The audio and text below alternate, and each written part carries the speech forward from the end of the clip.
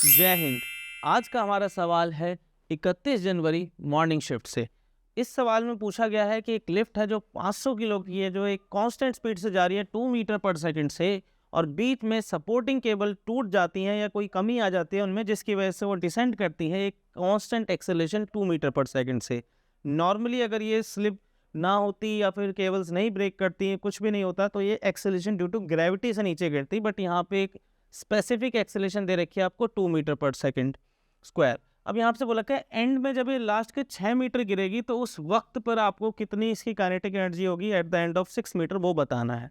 तो देखिए प्रॉब्लम में, क्योंकि लिफ्ट के जो डायमेंशन है उससे कोई खास फर्क नहीं पड़ रहा है या उसके बारे में कोई डिटेल की जरूरत नहीं है, तो हम लिफ्ट को एज ए पॉइंट ऑब्जेक्ट ही ट्रीट करेंगे। देखिए मैं यहाँ पे लिफ्ट बनाता हूँ, एक बार क्वेश्चन के सिनेरियो को समझते हैं। Initially u is equal to 2 metre per second से नीचे आ रही है, ठीक है, और बीच में देखिए एक जगह पे जाके इसकी वेलोसिटी उस वक्त पे 2 मीटर पर सेकंड ही थी, लेकिन एकदम से क्या हुआ है, इसकी जो लिफ्ट है, केबल्स हैं, वो टूट गई हैं या उनमें कोई कमी आ गई, जिसकी वजह से अब जो एक्सेलरेशन होने लग गई, अभी पहले तो कांस्टेंट वेलोसिटी थी, अब एक्सेलरेशन है जो कि है 2 मीटर पर सेकंड स्क्वायर।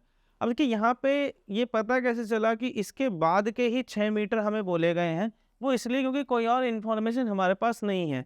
जब ये लास्ट के 6 मीटर पे आपसे काइनेटिक एनर्जी कैलकुलेट करने के लिए बोल रहा है एट द एंड, तो आप यहीं से समझ लीजिए कि 6 मीटर ये वही होंगे, क्योंकि बीच में पूरे रास्ते के दौरान जब तक लिफ्ट में ये ब्रेकेज नहीं हुई थी या स्लिप्स खराब नहीं हुई थी इसकी, तब तक यहाँ पर 2 मीटर पर सेकंड ही इसकी वेलोसिटी थी। चलिए, तो अब यहाँ पर आपके पास अभी पता नहीं है ग्राउंड पे पहुँचा है नहीं पहुँचा है, लेकिन सवाल यह है कि यहाँ पर आपको बताना है कि वेलोसिटी या काइनेटिक एनर्जी क्या थी। तो देखिए वेलोसिटी अगर हमें यहाँ पर मिल जाए, we can easily find kinetic energy.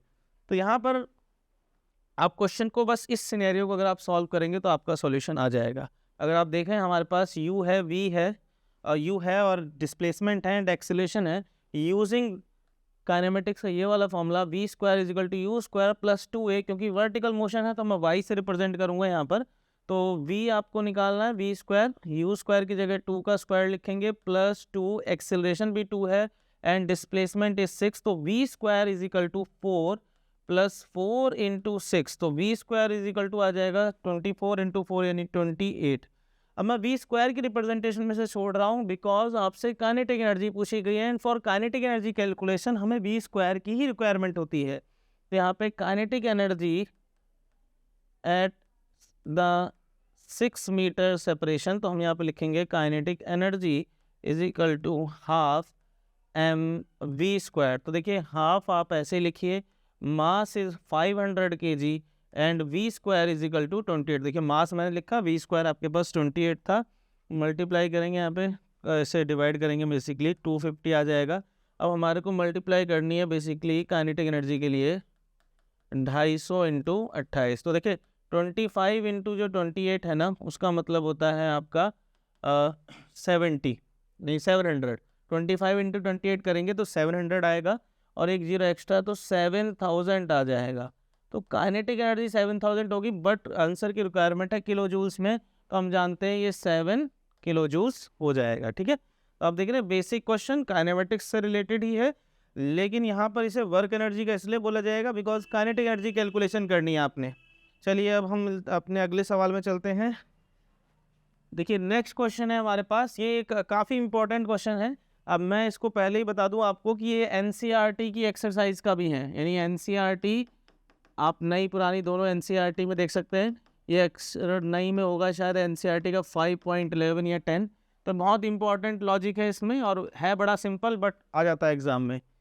आपको एक बॉडी दे रखी है जिसका मास 2 kg है, ठीक है, और ये यूनिडायरेक्शनली मूव कर रही है और आपको बोल रखा है कि यूनिडायरेक्शनली के बारे में अभी हम बात करेंगे कि एक ही डायरेक्शन में है और ये कांस्टेंट पावर का सोर्स है, उसे चला रहा है। आपको बताना है कि जो डिस्प्लेसमेंट 4 सेकंड में इस रिलेशन से रिलेट करिए और फिर वैल्यू बताइए अल्फा। बेसिकली सिर्फ पावर की इंफॉर्मेशन आपको दे रखी है कि it is driven by constant source of power और आपसे डिस्प्लेसमेंट पूछा गया है। तो आप देखिए पावर का जो फॉर्मूला होता है वो होता है फोर्स और वेलोसिटी का डॉट प्रोडक्ट, ठीक है। अब क्योंकि यूनिडायरेक्शनल है तो एफ वी कॉस थीटा लिखने का मतलब है कॉस 0 आ जाएगा, क्योंकि यूनिडायरेक्शनल गिवन है तो पावर का ये फॉर्मेट हम इस्तेमाल करेंगे। अब हमें देखना ये होगा कि कांस्टेंट पावर है तो हम यहाँ से डिस्प्लेसमेंट का लॉजिक कैसे निकालें। तो बेटा यहाँ ध्यान रखना, देखिए अगर आपको वेलोसिटी पता है तो आप जानते हैं velocity is equal to D X by D T और V D T is equal to D X, ठीक है। अब यहाँ पे आप इंटीग्रेशन करके अगर आपके पास बेसिकली वेलोसिटी का एक्सप्रेशन आ जाए then you can find displacement. अब बस गलती कुछ बच्चे ये करते हैं कि वो इन फॉर्मेट्स में आके यानी क्लास 11th में आने के बाद भी वो वेलोसिटी की जगह ऐसी ऐसी चीज़ें लिखते हैं, delta x by delta T. देखिए ये जो फॉर्मेट्स हैं ये होती है डिफरेंशियल फॉर्म, ये होती है आपकी रेगुलर फॉर्म। इस फॉर्म का बेनिफिट ये है this form is valid in every scenario. अगर आप किसी इस क्वेश्चन में भी, ऐसे क्वेश्चन में भी इस अप्रोच के साथ कैलकुलस वाले वे में इस्तेमाल करेंगे तब भी सॉल्यूशन सही आएंगे। लेकिन जहाँ पे ये फॉर्मूले लगते हैं और वहाँ पे आप ऐसे लिख के चलेंगे तो आप एक एक्यूरेट रिजल्ट नहीं निकाल सकते। मोस्टली वहीं पे यही गलती होती है।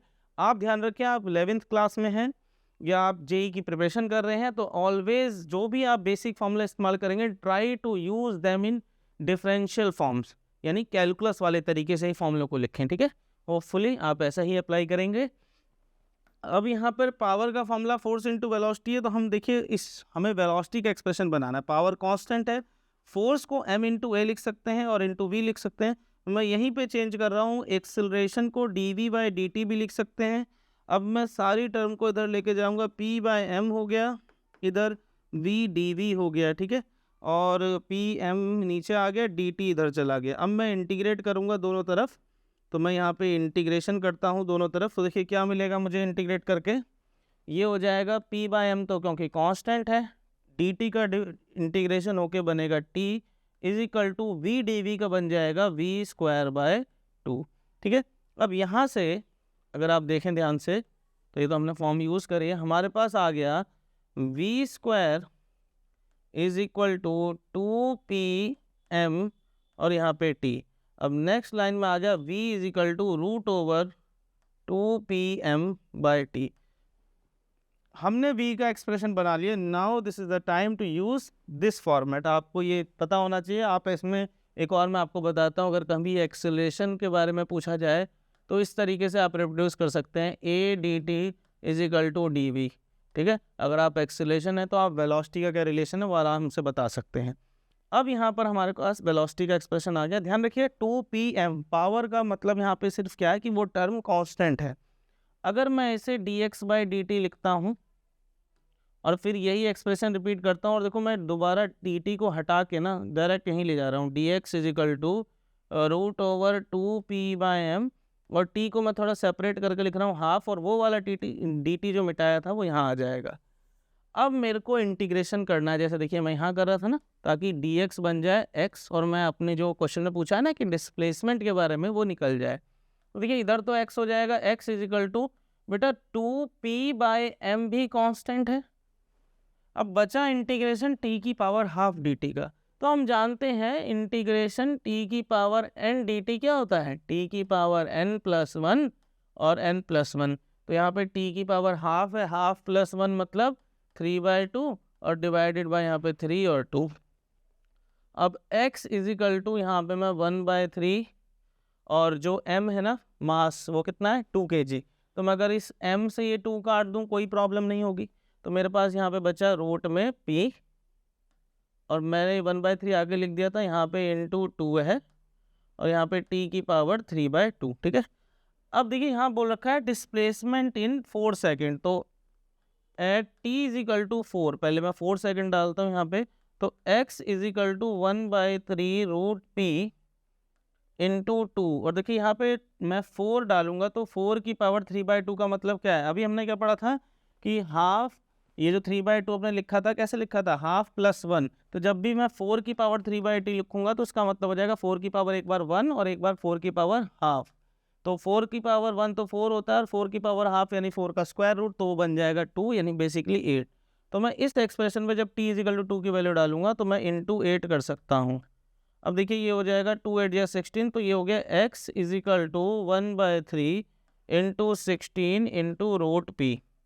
अब बच्चों जरा इसे जो गिवन एक्सप्रेशन था इसके साथ कंपेयर करो। यहाँ पे 1/3 अल्फ़ा स्क्वायर रूट p, तो अब आप देखो यहाँ से 1/3 रूट p सब सेम है, ये 16 अल्फ़ा स्क्वायर के बराबर है, तो अल्फ़ा इजिकल टू क्या आ गया आपका 4, ठीक है। तो यहाँ पे सॉल्यूशन हो जाएगा 4। तो आपने देखा कि ये एक स्टैंडर्ड एनसीईआरटी का एक्सरसाइज का क्वेश्चन है और ये इस तरीके से बनता है। इससे पहले एक और क्वेश्चन है जहाँ पे डिस्प्लेसमेंट का रिलेशन है, तो आप दोनों को ही इस तरीके से अटेम्प्ट कर सकते हैं। इसकी कई और वेरिएशंस भी हैं, जैसे यहाँ पे पी के साथ किसी किसी क्वेश्चन में आपको एम दिखा मिल जाएगा, लेकिन जब इसका सॉल्यूशन 4 निकाल रहे हैं तो उस वक्त पे यही फॉर्मेट है, यानी क्वेश्चन इसी तरीके से रिप्रेजेंट होगा, तो सॉल्यूशन ये है। अगर कोई और वेरिएशन आ जाती है तो उसी हिसाब से मेथड यही रहेगा, बस लास्ट में जो वैल्यूज़ हैं वो अलग तरीके से हम शिफ्ट कर सकते हैं, जो गिवन होगी वही पुट करनी है। चलिए अब इसके बाद अगला क्वेश्चन है हमारे पास, ये आया था 29 जनवरी को। यहाँ पे 0.4 kg का मास है जो 8 सेकंड लगते हैं इसे ज़मीन में पहुँचने में, जब ये सर्टेन हाइट पी है जो गिवन नहीं एक जनरल हाइट है। अब आपसे बोल रखा है loss of potential energy in the last second of fall. तो यहाँ पे देखिए, मैं पहले फिगर को एक बार बना लेते हैं। यहाँ से बॉल ऊपर से नीचे गिर रही है, ये है मास है इसका 0.4 kg और ये 8 सेकंड लगते हैं बेटा नीचे गिरने में, ठीक है। मान लीजिए ये 8 सेकंड में नीचे गिर जाती है, t = 8 सेकंड। अब देखिए यहाँ पे बोला था loss of potential energy in the last second, तो लास्ट सेकंड जो होगा जब यहाँ पे t = 7 से लेके ये वाला डिस्टेंस हो मान लीजिए, तो आपसे लॉस इन पोटेंशियल एनर्जी बोल रहे हैं। देखिए यहाँ पे जाके तो पोटेंशियल एनर्जी जो है वो 0 ही है, तो बेसिकली जो यहाँ पे होगी पोटेंशियल एनर्जी ये निकालना है आपको। तो मैं इसे बोलता हूँ डिस्टेंस, जो 8 सेकंड की डिस्प्लेसमेंट है उसे एस से रिप्रेजेंट कर देते हैं, बिकॉज नॉर्मली तो हम जो है एक्स इस्तेमाल करते हैं 11th क्लास में, बट यहाँ पे 8 सेकंड में इतनी डिस्प्लेसमेंट चली है तो इतनी ही आपकी जो है लॉस हुई होगी पोटेंशियल एनर्जी, जितनी इस हाइट पे होगी यहाँ आगे 0 होगी तो वो सब लॉस हो गई। अब यहाँ पर हमें बेसिकली करना क्या है, हमें निकालना है डिस्टेंस ट्रेवल्ड इन 8 सेकंड। तो देखिए 8 सेकंड में अगर मेरे को निकालना है कि कितना डिस्टेंस ट्रेवल किया है, तो मेरे पास सिंपल लॉजिक ये है, एक तो है हम डायरेक्ट फॉर्मूला इस्तेमाल करें। फॉर्मूला होता है ये = u + a एक्सेलरेशन और n-12। अब यहाँ पे u कितना था, क्योंकि स्टार्ट से ड्रॉप किया था तो 0 हो गया, प्लस एक्सेलरेशन मेरी कितनी है, क्योंकि अर्थ वाली ग्रेविटेशनल एक्सेलरेशन ये 10, n है मेरा 8 और ये माइनस का हाफ। तो देखिए 8 - हाफ 7.5 होता है, यानी 10 × 7.5 बेसिकली 75 मीटर आ गया। अब आया कि सर हमें तो ये याद नहीं है ये फॉर्मूला और हमसे एग्ज़ाम में ना हो, तो बेटा आप स्टैंडर्ड मेथड तो हमेशा काम करेंगे ही, यानी एक दूसरा तरीका यही है इसका। आप क्या करें, आपको पता है देखिए 8 सेकंड को ट्रैवल करने के लिए ये जो आपका फॉर्मूला होता है x = ut + ½ at², इस फॉर्मूले को ज़रा ध्यान से देखिए। ये फॉर्मूला आपको देता है क्या, ये फॉर्मूला देता है आपको टोटल डिस्प्लेसमेंट, यानी अगर आप यहाँ पे टाइम की वैल्यू 8 लिखेंगे ना, तो आपको 8 सेकंड की नहीं, शुरुआत से लेके 8 सेकंड तक कितनी डिस्प्लेसमेंट है वो बताएगा। तो अब आपको क्या करना है, इसको ही फॉर्मूले को यूटिलाइज करना है, ये डेरिवेशन भी इसी फॉर्मूले से आता है।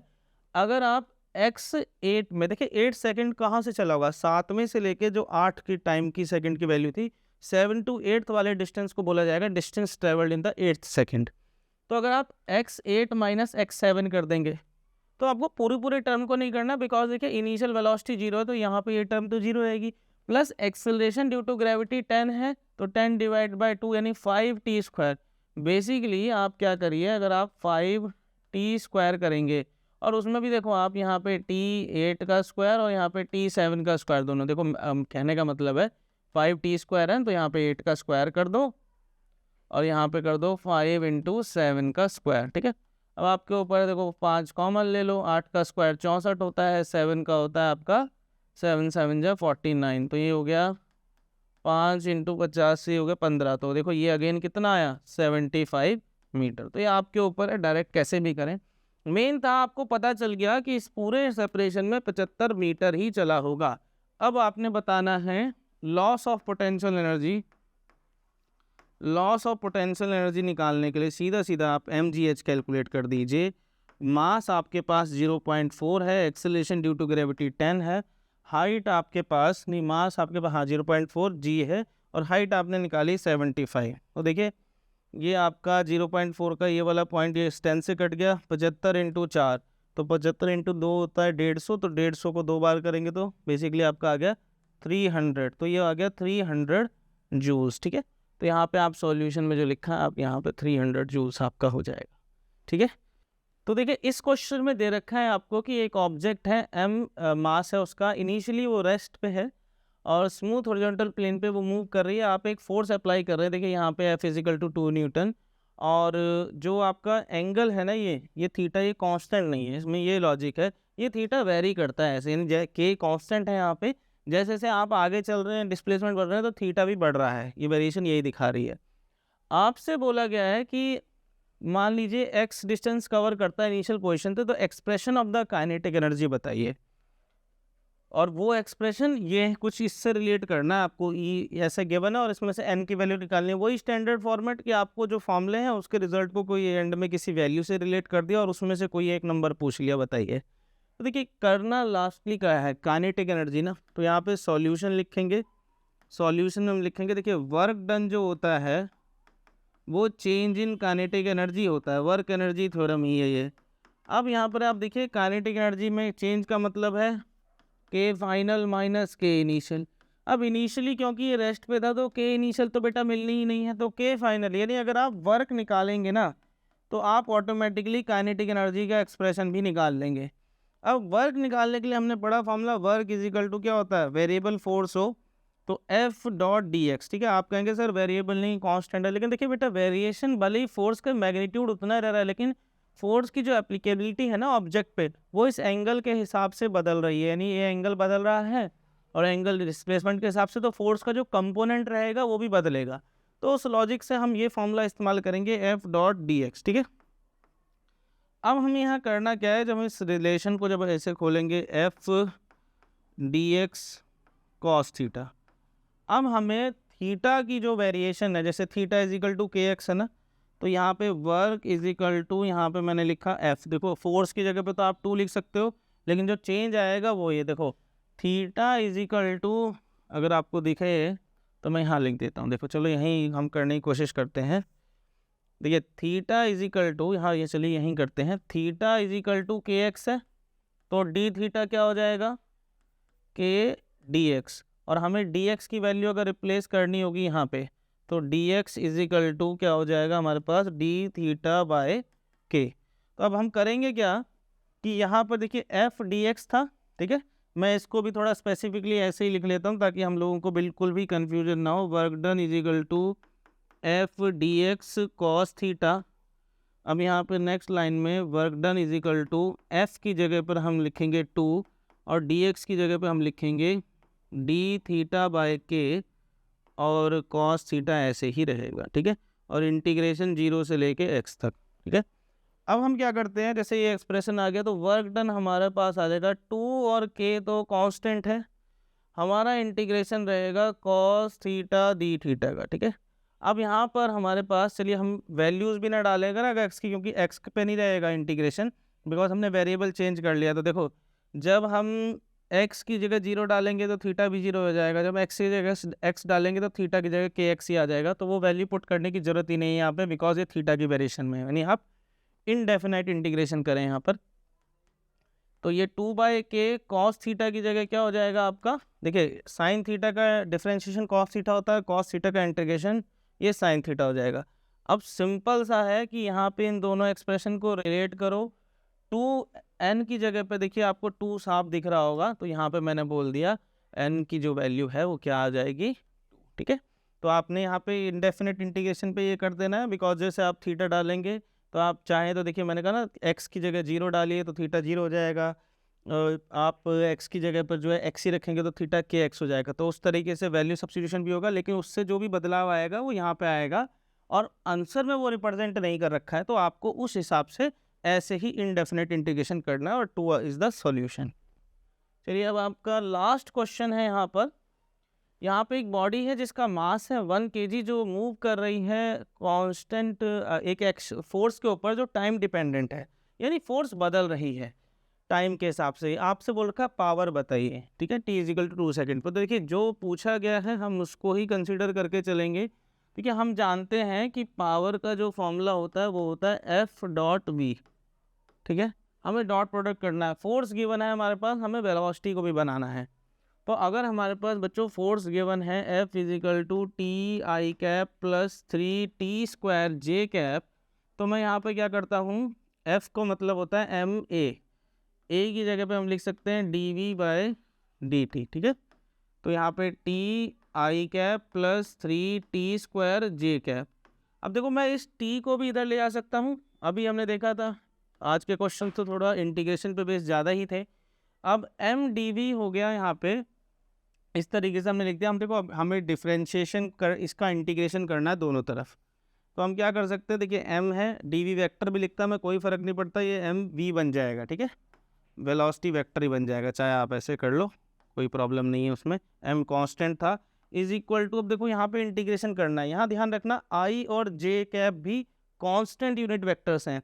आप सीनियर क्लासेस में जाएंगे ना, तो यूनिट वेक्टर कैन आल्सो भी वेरिएबल, जो स्पिरियर पोलर मतलब स्पेरिकल पोलर कोऑर्डिनेट होते हैं, सिलिंड्रिकल कोऑर्डिनेट होते हैं, उनमें r थीटा वेक्टर होते हैं, तो वो वेक्टर यूनिट वेक्टर होने के साथ वेरिएबल भी होते हैं। बट यहाँ पे बड़ा सिंपल है, टी वेरिएबल है और ये जो आपका आई और जे है ये कांस्टेंट यूनिट वेक्टर है। तो जब हम देखिए टी डी टी का इंटीग्रेशन करेंगे तो वो बन जाएगा टी स्क्वायर बाई 2 और इंटीग्रेशन हट जाएगा, यहाँ पे आई कैप ऐसे ही रहेगा, तो मैं यहाँ लिख देता हूँ टी स्क्वायर बाई 2, यहाँ पे आई कैप, फिर हम आगे लिखेंगे 3 टी स्क्वायर डी टी का इंटीग्रेशन होता है टी क्यूब बाई 3। तो देखिए ये इस तरीके से ऐसे कट जाएगा हमारा, बस एक्सप्रेशन यहाँ पे जे कैप भी आएगा, यानी कहने को हमारा जो वेलोसिटी का एक्सप्रेशन हो गया, मास कोई दिक्कत करेगा नहीं, 1 है तो देखो यहाँ पे मैं मास की जगह अगर 1 लिख दूँ तो कोई भी फ़र्क नहीं पड़ने वाला है। तो वेलोसिटी का एक्सप्रेशन हो गया T square by 2 I cap plus T cube J cap, ठीक है। तो ये हो गया आपका बेसिकली वेलोसिटी का एक्सप्रेशन। अब हम क्या करते हैं, जस्ट इनका डॉट प्रोडक्ट करना है। डॉट प्रोडक्ट का रूल खास करके कंपोनेंट फॉर्म में बड़ा ही आसान है, आई वाला आई के साथ होगा और जे वाला जे के साथ है। तो मैं एक बार लिख देता हूँ यहाँ पे T I cap plus 3t square, ये जे कैप है, डॉट है आपका T square by 2 I cap plus T cube J cap. तो जब इन दोनों को डॉट प्रोडक्ट करेंगे तो देखिए T into T square by 2, तो ये हो गया T cube by 3 plus 3t की पावर 5, ठीक है। अब ये तो हो गया एक जनरलाइज एक्सप्रेशन। देखिए यहाँ पे मैंने आई और जे कंपोनेंट हटा दिए बिकॉज ये पावर स्केलर क्वांटिटी। अब हमसे बोला है at T is equal to 2 बताना है, तो जब मैं at T is equal to 2 डालता हूँ तो देखिए यहाँ पे 2 का क्यूब 8 होता है, 8/3 प्लस यहाँ पे 3, 2 का जब मैं पावर 5 करूँगा तो देखिए 2 इंटू 2 4, फिर 4 इंटू 4 8 और 4 इंटू 4 16 और 16 इंटू 2 32, यानी जब 2 की पावर 5 होगी तो बेटा वो 32 आ जाएगा। और यहाँ पर बेसिकली अच्छा ये टी स्क्वायर, अच्छा एक मिनट, यहाँ पे टी ये 2 आएगा बेटा, टी इंटू टी स्क्वायर और यहाँ पे 2 आएगा, तो ये भी 2 हो जाएगा।